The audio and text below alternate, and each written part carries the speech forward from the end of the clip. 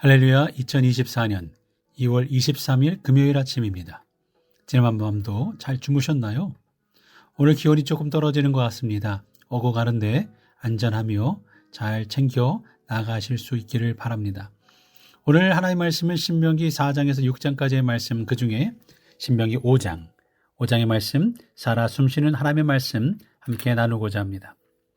성경을 볼 때는 그 당시 역사적 맥락에서 보는 관점과 오늘 우리 시대의 관점, 이 두 가지 렌즈로 함께 성경을 보아야죠. 어떤 이는 그 당시 성경이 기록된 상황을 무시하고 현재적 관점으로만 읽는 분들이 계셔요.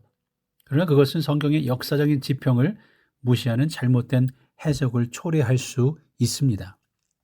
성경은 하나님께 말씀을 받는 당시 사람들의 정황, 삶의 자리, 목적, 이유가 드러나도록 기록된 책입니다. 출애굽하고 있던 이스라엘 백성들에게 주신 하나님의 의도가 있고 그들이 가나안 땅에 들어가서 살 때 바라는 하나님의 마음이 있습니다. 나라를 잃고 난 포로가 백성들에게는 하나님 앞에 겸손하게 엎드리며 회복될 것이라는 메시지도 역사적 정황 속에서 읽어야 합니다. 요한계시록 같은 묵시 문학은 역사적 정황을 제거하는 순간 이단적 해석의 먹이가 되기도 합니다.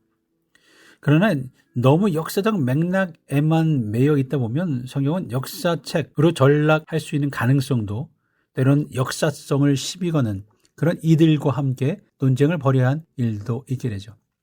성경은 그 당시 그들에게 주는 말씀이지만 오늘 이 시대에 우리에게 주시는 말씀이기도 하기 때문입니다. 성경이 왜 이렇게 수많은 사람들에게 읽혀지고 일생 동안 읽어도 새로운 말씀으로 우리에게 다가오는 걸까요? 우리가 처음 은혜 받고 말씀을 읽을 때와 지금 읽을 때는 깊이와 느낌이 다를 겁니다. 이유는 말씀이 매일 새롭게 우리의 영혼의 길을 인도하기 때문이죠. 오늘 우리가 읽으려는 말씀도 오늘이라는 시간을 강조하고 있습니다. 3절 볼까요? 이 언약은 여호와께서 우리 조상들과 세우신 것이 아니요 오늘 여기 살아있는 우리 곧 우리와 세우신 것이라. 신명기 5장에서도 계명이 나와요. 사실 십계명은 출애굽기 20장에서 나온 말씀이잖아요. 원래 십계명은 출애굽하고 있던 1세대들에게 하나님께서 시내산 아래서 모세를 불러서 직접 하나님의 손으로 두 돌판에 기록하여 주신 것이었잖아요. 그런데 신명기 5장에서 말씀을 받는 이들은 출애굽 1세대가 아니라 출애굽 2세대들입니다. 마치 이민 1세대, 이민 2세대를 말씀하시는 것 같은 느낌을 받죠. 자신의 부모님들은 하나님께서 계명을 주신 것을 눈으로 보았어요. 하나님의 영광이 빽빽한 구름 가운데 모세가 시내산에 올라갔고 모세가 내려옴이 더딤을 보고 금송아지를 만들어 뛰며 경배했고 모세가 내려와서 하나님의 주신 십계명의 두 돌판을 화가 나서 깨트려버리고 그 돌을 다 갈아서 마시게 했습니다.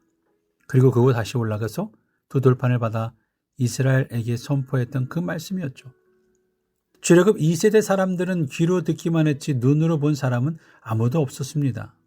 그러나 오늘 모세가 그 옛날 하나님이 처음 주셨던 율법을 기억하면서 그 율법은 그때 그들에게만 준 말씀이 아니라 오늘 우리에게 이 자리에 있는 너희에게 준 말씀이다 라고 전하고 있는 거예요.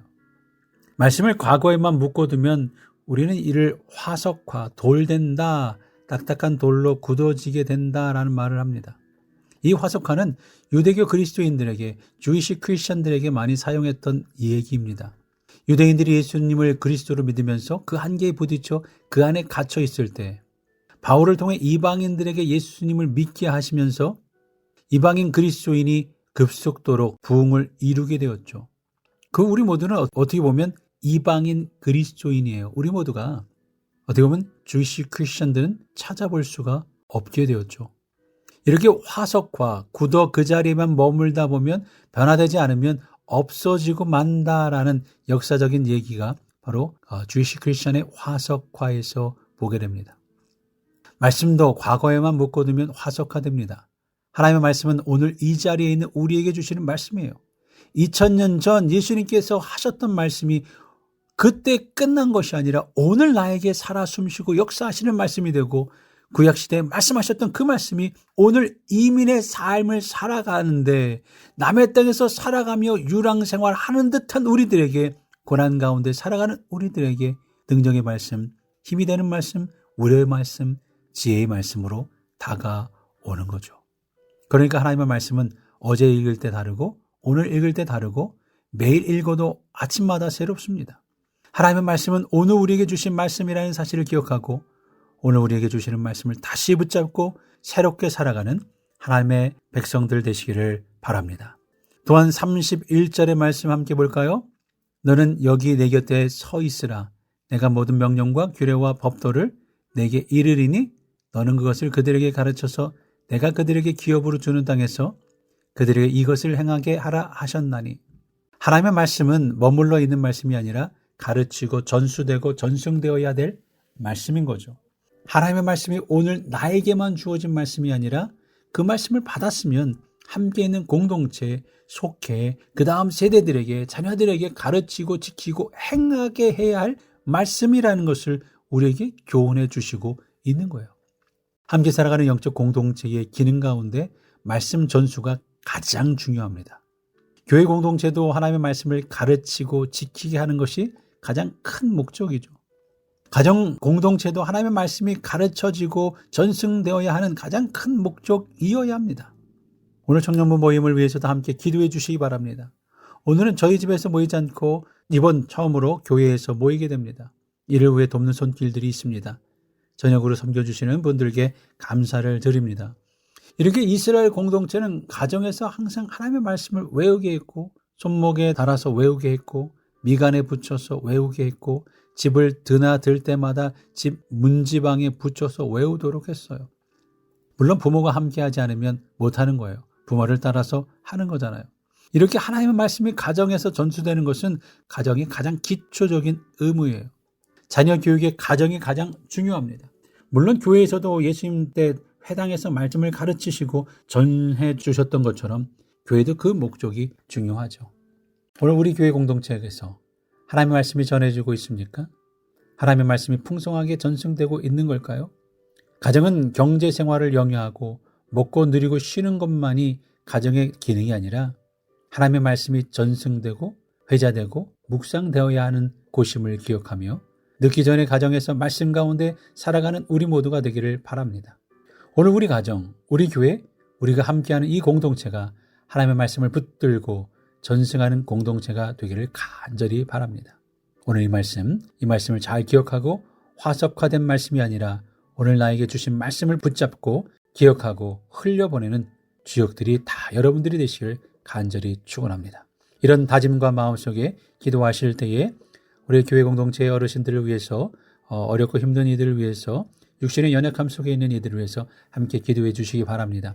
박분효 집사님, 박선 집사님 회복을 위해, 손병훈 권사님 회복을 위해, 정목순 집사님, 전명선 집사님, 손상학 권사님, 손공욱 집사님, 김성자 집사님, 김건순 집사님, 김미애 집사님, 박병호 집사님, 장하나 권사님, 정은식 집사님, 영미물씀 집사님, 홍다니엘 어머님, 노성윤 집사님 모두가 온전히 회복되고 회복가는 가운데 또한 우리의 사명 기억하면서 말씀을 증거하며 전하는 우리 모두 되도록 이분들을 위해서 함께 기도해 주시고 건강의 회복뿐만 아니라 직장 일터 영주권을 위해 우리 자녀를 위해 생일 많은 손주를 위해 우리 청년부 모임을 위해 각 부서를 위해 이제 곧 오실 교육목사님을 위해 여행 중에 계시는 분들을 위해 여행 가신 분을 위해 함께 잘 돌아오실 수 있도록 기도해 주시고 우리가 사순절을 지나가고 있음을 기억하며 예수님의 제자로 예수님의 고난에 동참하며 또한 그 고난에 묵상하며 오늘도 부활의 기쁨을 누리기 위해 준비하는 우리 모두가 되기를 간절히 기도할 수 있기 바랍니다.